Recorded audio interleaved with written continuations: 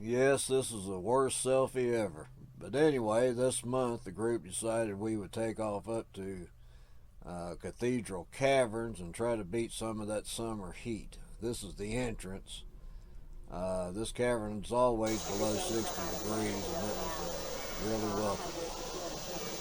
But this entrance is 126 feet wide and 25 feet high, and they think that it's the largest opening of any cavern entrance in the world.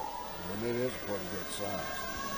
Now, you have to make reservations, and you can see there were a lot of people in that group. I thought it would just be us, but not the way it was. There must have been about 30 people. But it wasn't too bad. It was about a mile and a half hike in and out. And so it was pretty good. And I would suggest this to anyone. We're going to have a little slideshow, and then where we had lunch, and that'll be it for this one. But anyway, come along with us. Enjoy.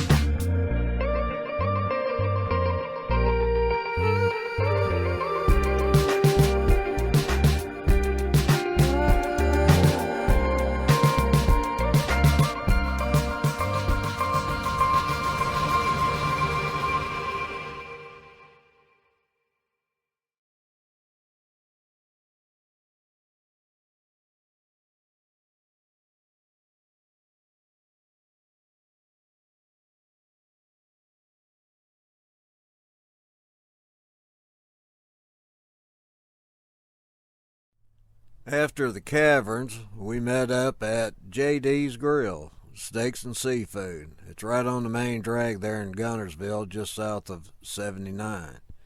They had a full menu, but I opted for the meat and three, which was really good. The baked potatoes were also real popular. So until next time,